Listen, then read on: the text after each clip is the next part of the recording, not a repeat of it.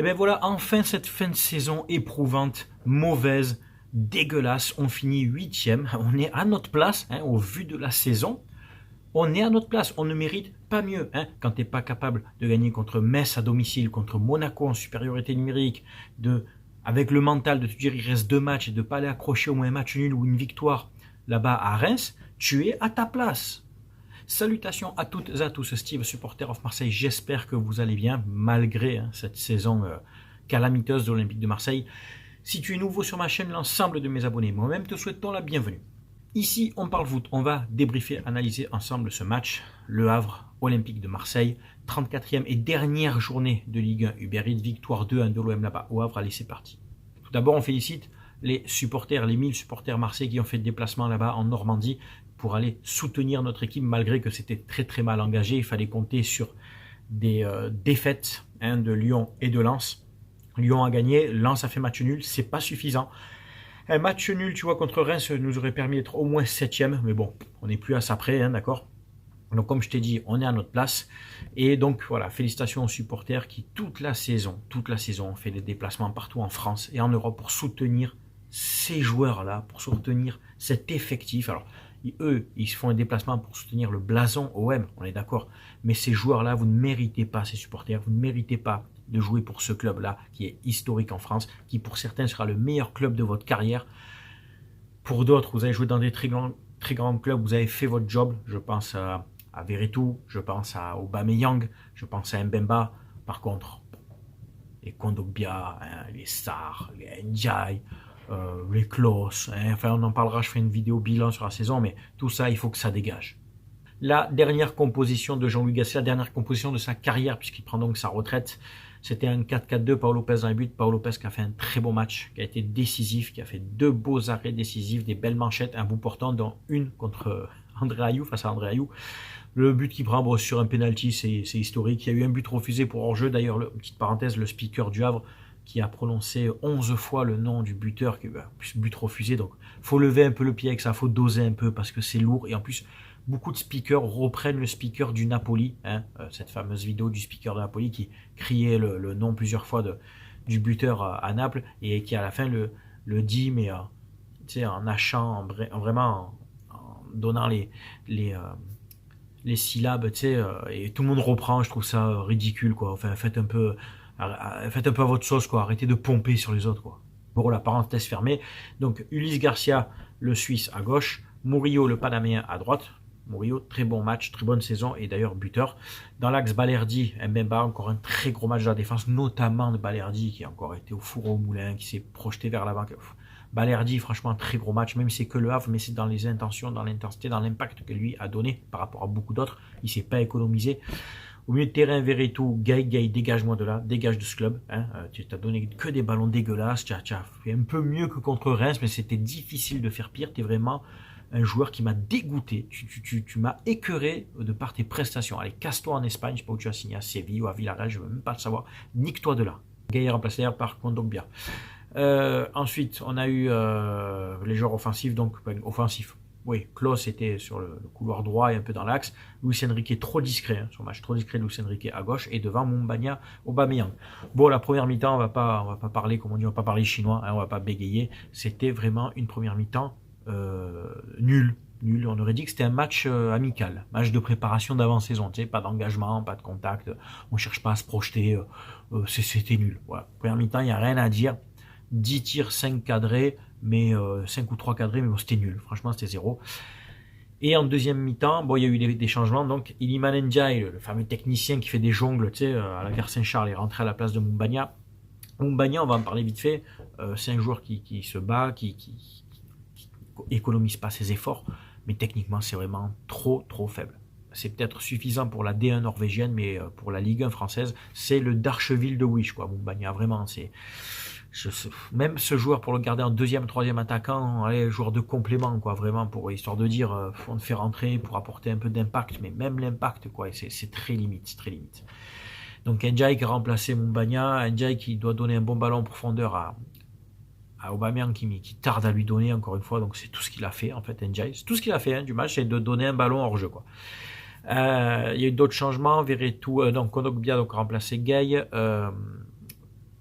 Donc Ndiaye a remplacé Moumbagna, Aubameyang a joué tout le match, Aubameyang buteur d'ailleurs, hein, son 17e but en Ligue 1, son 30e but de compétition confondue. Merci pour ta saison Aubameyang, très belle saison. 4e meilleur buteur de Ligue 1 et meilleur passeur avec 8 passes décisives, faut quand même le dire. Hein. Donc impliqué sur 25 buts en Ligue 1 quand même. Sur son but, c'est Klose qui est passeur, donc le but ça vient du couloir droit par une récupération de Veretout qui la donne à Klose qui fait un centre à ras de terre et Aubameyang fait un très bel appel au niveau du point de pénalty et décroise sa frappe. Donc c'est un but bien construit. Ça y est, Klose, tu t'es réveillé, c'était sélectionné en équipe de France, donc tu te dis ça y est, je peux commencer à jouer au ballon quoi.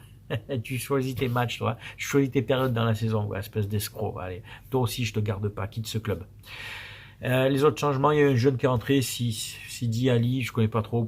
Rentrée anecdotique, j'ai pas trop aimé, il a rien apporté. Onana a remplacé Luis Enrique en toute fin de match. Et il y a eu Quentin Merlin qui a remplacé Ulysse. Bon, Quentin Merlin qui a apporté un peu de peps dans le couloir, mais rien de plus, rien de mirobolant. Le but de Murillo, ça vient aussi d'une passe décisive, oui. Enfin, le dernier qui touche la balle avant lui, c'est Klose, mais ouais, qui lui donne comme ça, dans les 35 derniers mètres. C'est Murillo qui fait tout le boulot après. Murillo qui marque un but à la Lilian Thuram contre la Croatie. Hein. Il rentre du pied droit, enroulé pied gauche, poteau rentrant, c'est quasiment le même. Hein. Donc à ce moment-là, il est 2-0. On a espéré un moment quand à Lyon et à Lens il y avait match nul. Strasbourg avait une balle de 2-1 sur un penalty mais qui n'ont pas transformé. Malheureusement, comme quoi tu vois une saison ça se joue à rien. Et puis Lens qui menait 2-0 s'est fait revenir à 2-2, mais c'est tout. Quoi. Mais j'ai envie de te dire, c'est pas sur ce dernier match qu'il fallait chercher une Coupe d'Europe. On en a parlé les débriefs précédents. C'est quand tu es incapable de gagner contre Metz à domicile. Quand tu es incapable de gagner contre Monaco, et là encore merci Vitinha pour l'occasion que tu nous pines en fin de match. C'est tous ces matchs-là en fait. Hein. C'est pas tellement le match de Reims. Reims, c'est surtout dans les intentions de beaucoup de joueurs, dont Gay, dont Klose, dont d'autres. Hein. Enfin, tu revois mon débrief du match contre Reims, où tu te dis, si au moins on va chercher un point là-bas, vous en avez été incapable. Vous en avez été capable pour certains parce que vous êtes des escrocs, vous êtes des voleurs, vous avez volé votre salaire, vous avez volé la saison aux supporters, à l'institution OM. Pour certains, vous avez quitté le club comme vous êtes venus comme des merdes en fait. Hein. Je pense à Ndiaye, je pense à Sarr, je pense à plein d'autres joueurs. Tous ces joueurs-là, pour moi, il faut que ça dégage, tu vois. Vous m'avez gonflé toute la saison, vous avez écœuré les supporters, vous nous avez écœuré du football toute la saison. Tous ces mecs-là, là, hein. Amin Harit, Unai, même s'ils n'ont pas joué là, mais c'est pour votre prestation générale toute la saison, vous nous avez gonflé, vous nous avez écœuré, quoi. On est donc 8e et j'ai envie de te dire, on ne joue pas de Coupe d'Europe la saison prochaine et c'est pas plus mal. C'est pas plus mal parce que vu ce qu'on fait en Coupe d'Europe, j'ai envie de te dire, et avec cet effectif-là qui va être forcément amoindri, je pense qu'il y a des joueurs qui vont devoir partir. Tu n'as pas de rentrée de Coupe d'Europe. Je crois que Puma, notre équipementier, verse moins en cas de non-qualification européenne. Donc hein, il y a de l'argent en moins qui va arriver dans les caisses du club. Tu ne pourras pas vendre les abonnements aussi cher que cette année parce que tu n'as pas de Coupe d'Europe à jouer. Donc il n'y aura que 17 matchs de championnat à domicile, plus potentiellement des matchs de Coupe de France. Donc les abonnements vont réduire aussi. Il va falloir vendre des joueurs, il va falloir diminuer la masse salariale. Longoria, tu es responsable de beaucoup de choses. Tu es responsable de ces changements d'entraîneur, de Marcelino. Tu es responsable de ce mercato foireux. Hein. Rappelez-vous, en début de saison, j'étais un des seuls sur le YouTube Game, en fait, tous les chroniqueurs, influenceurs marseillais, appelle ça comme tu veux, à pas m'enflammer sur ce mercato. Ndiaye, Sarr, ouais, c'est qui tous ces mecs, ouais, d'accord. Kondogbia, hein, qui a joué la moitié de la saison sur une jambe et son autre jambe, elle est en mousse. Hein, donc, bon, la saison de Kondogbia, au rapport qualité-prix, c'est dégueulasse, hein, d'accord. Le seul qui a fait une saison pleine, qui coûte cher, mais qui a fait une saison pleine, en termes de salaire, c'est Aubameyang. Balerdi, saison complète, vraiment très grosse saison. Murillo, tu vois, celui qui coûte pas cher, mais qui a pour moi été meilleur que certains qui coûtent cher, hein, tu vois, au rapport qualité-prix. Il y a beaucoup de choses à faire dans cette intersaison. Il y a un gros ménage à faire. Beaucoup de joueurs qui ne méritent pas de jouer chez nous, qui n'ont pas leur place chez nous, qui doivent retourner en Ligue 2 anglaise, qui doivent retourner de là où ils viennent, dans des clubs coréens. Bon, tu te dégages de là, tu retournes à l'Inter. Je comprends même pas comment tu as pu jouer à l'Inter de Milan. Toi, c'est incroyable. Beaucoup de joueurs qui n'ont rien à faire en Ligue 1, qui n'ont rien à faire chez nous, et je sais même pas comment ils sont devenus joueurs professionnels. Je connais des mecs de CFA que je vois évoluer, que j'ai vu évoluer dans des divisions inférieures, mais qui vous mangent techniquement. Qu'est-ce qu'on va recruter ces joueurs-là quand je suis sûr que tu peux piocher dans des bons clubs en Ligue 2, tu peux piocher des bons joueurs. Ligue 2 ou Ligue 1, d'aller toujours chercher dans des championnats étrangers en se disant ouais, il y a des pépites, oui, mais c'est des pépites de chocolat, c'est des chocs à pic en fait. Ça se noie dans du lait, c'est tout. Ça ne vaut rien, tous ces jours-là qu'on a pris. Ça vaut que dalle. Rapport qualité-prix, honteux, scandaleux. Voilà.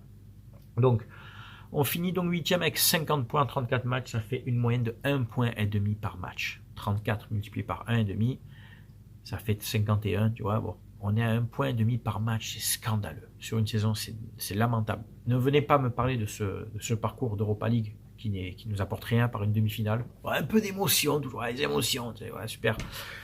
Moi, personnellement, ça m'a rien apporté à part encore de la frustration et une déception. Je les vois arriver, les Lyonnais qui vont dire, ouais, on finit devant vous. Ben ouais, et vous finissez devant vous. Genre, Lyon, c'est un petit club. Genre, Lyon n'avait pas d'argent. Tu sais, ils ont fait un mercato d'hiver pour réajuster. Je ne parlerai pas des faits d'arbitrage, hein, notamment contre Nice, etc. On a bien senti le retour de Papiolas à la fédération, même si c'est pas la Ligue, ça reste quand même la fédération. Donc, il est là, il gravite toujours autour de l'OL. Et bizarrement, dès que il est retourné à la fédération, l'arbitrage a un petit peu basculé.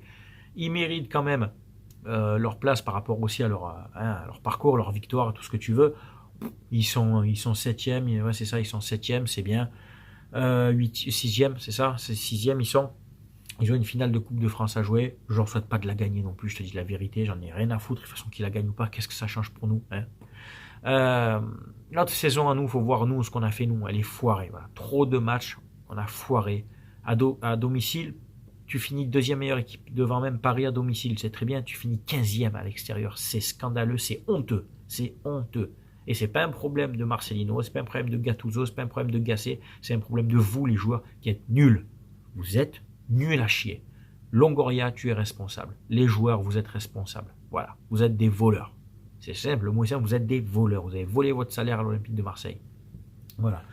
Donc c'était le dernier débrief de la saison. Même sur une victoire, tu vois, je ne vais pas m'ambiancer. On finit 8e, c'est lamentable. Des saisons comme ça, j'en ai trop vu moi. Hein. Je commence à être habitué et t'es frustré, t'es blasé. Et j'en ai marre de vivre ce genre de saison avec vous. J'en ai marre de devoir supporter des effectifs qui arrivent dans mon club et qui ne prennent pas la mesure de la dimension où ils sont. Voilà. Et à cause d'une mauvaise gestion d'équipe dirigeante, on peut me parler de héros, mais je veux dire, Longoria, ouais, ok, il nous met 2 podiums, certes, mais sa méthode à Longoria d'achat-revente, d'auto-entrepreneur, tu sais, achat-revente, ça marche un temps, ça marche les 2 premières saisons. On dit, ouais, j'ai acheté des joueurs, je les revends, donc ça fait un rentrée-sortie d'argent, ça va bien. T'as aucune stabilité sportive. Aucune stabilité sportive avec ce genre de projet là où tu changes d'entraîneur tous les ans, voire plusieurs fois par an. Tu changes ton effectif à chaque fois de 50% par saison. Ça ne marche pas, ça. Ça marche une saison ou deux pour relancer un effectif, pour économiser sur des transferts, et essayer d'accrocher des podiums, parce qu'après, tu as des rentrées d'argent de Ligue des Champions et de sponsoring et d'équipementier qui te permettent d'acheter des joueurs. Les 2 premières saisons, comme il a fait, de bricoler, ça a permis de nous mettre sur des podiums. Mais après, il faut faire dans le concret, il faut faire dans le durable. Et c'est pas ce que tu as fait. Tu as voulu acheter des joueurs, tu as misé sur des joueurs qui nous ont piné la saison. Voilà, le constat, il est là, Pablo. Il est là.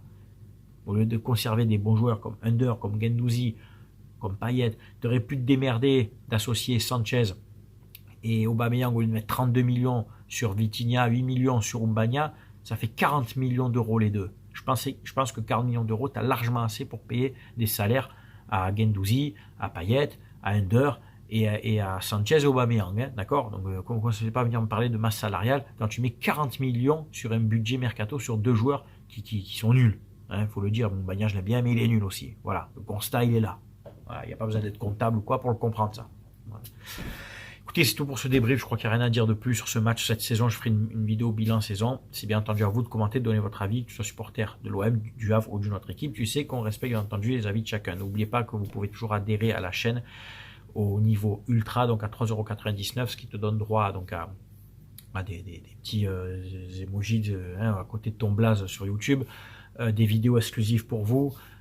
Priorité à réponse en commentaire, tout ça, tout le blabla. Bon, de toute façon, je lis toujours tous les commentaires. Et surtout, ça t'inscrit au tirage au sort mensuel que je fais chaque mois pour tenter de gagner un maillot de ton choix. Déjà, 2 maillots ont été gagnés. Fin du mois de mai, il y aura un tirage au sort pour tous ceux qui ont adhéré au niveau ultra. Je crois qu'il y a une vidéo privée pour vous. Voilà.